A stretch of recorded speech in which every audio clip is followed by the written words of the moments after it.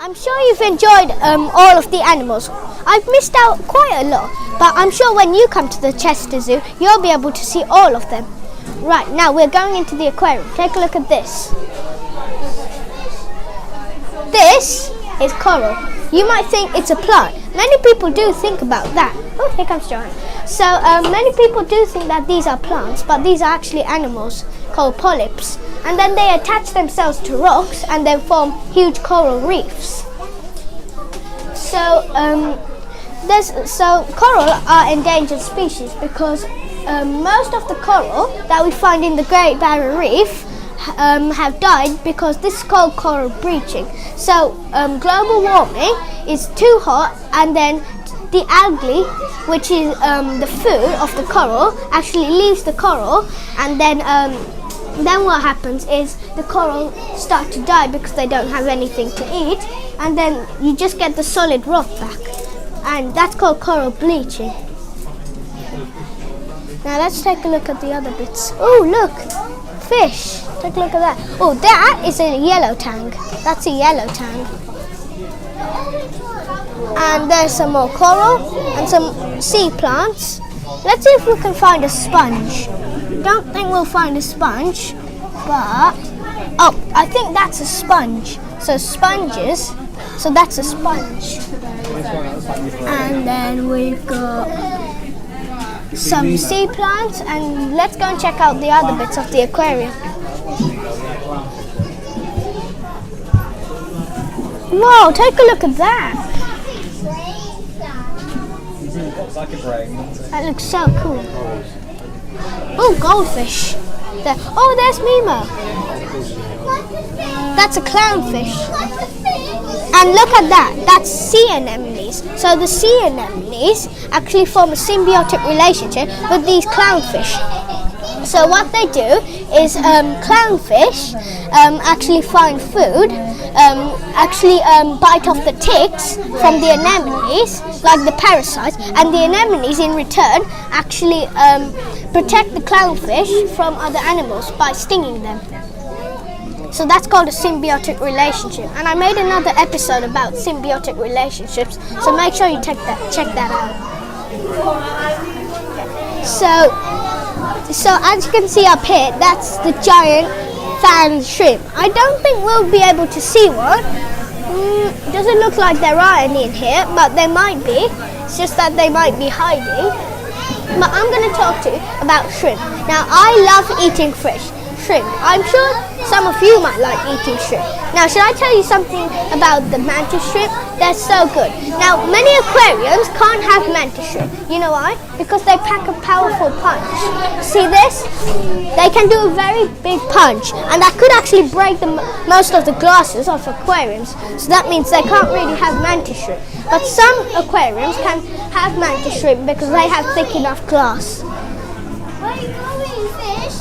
So mantis shrimp are very good. They can also see polarized light, and also they can see UV lights. And also, like I've already told you in one episode, which was about how we see colors, about mantis shrimp, and I told you the fact that they've actually got around like 12 or 16 colored cones. That is amazing. And that looks like, yes, I knew it, that was a Omani blind cavefish. Look a bit like catfish, but they're actually cavefish. So in caves, there are pockets of water where fish can live in. So my sister stumbled upon this, the upside down jellyfish.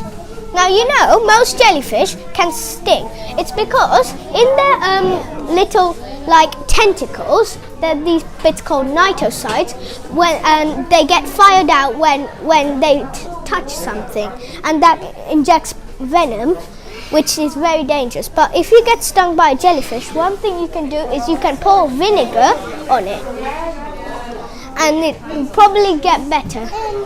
And make sure you get medical attention as quick as possible, because sometimes vinegar might not work. It usually works, but I think it's better to go with the safe option, which is quick medical attention. And Ooh, that's, clownfish. yeah, clownfish. And some more seagrass. Oh, take a look at those giant anemones.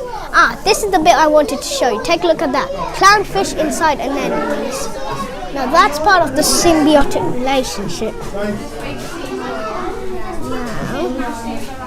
Now, let's go and check the other bits. What's up over here? Ooh, you're right, Joanna. That is coral. Very big coral, I have to say. Yeah, those are some more fish. Oh, this one. Yeah. This one. Can you see that? Joanna's really interested in this aquarium. Now, let's see. What's on there? Ooh. Wow. Look, seahorse. Seahorse. That's a seahorse. So, do you know what? The mothers usually have the eggs inside their tummies. But you know what? With seahorses, males actually have the eggs inside the tummy, and they keep the babies in a special pouch in their tummy until they can hatch out of the male's tummy. And seahorses like slurping up their lunch. And you see those tails, they're very good with bonding with males and females and also holding on to grass when there's strong currents. Let's take a look at what's over there. Looks like, ooh, red anemones. Nice. Oh, take a look at that fish. Looks like something like a blemmy, and some shrimp are up there. Might not be able to see, but there is shrimp up there. Now I think you might be able to see it. Shrimp. Now, shrimp are actually these types of animals called crustaceans, which are invertebrates. I made an episode about vertebrates and invertebrates, which are part of the animal kingdom, in another episode. So please make sure you check that episode out. Ooh. Now these are some more anemones. Ooh.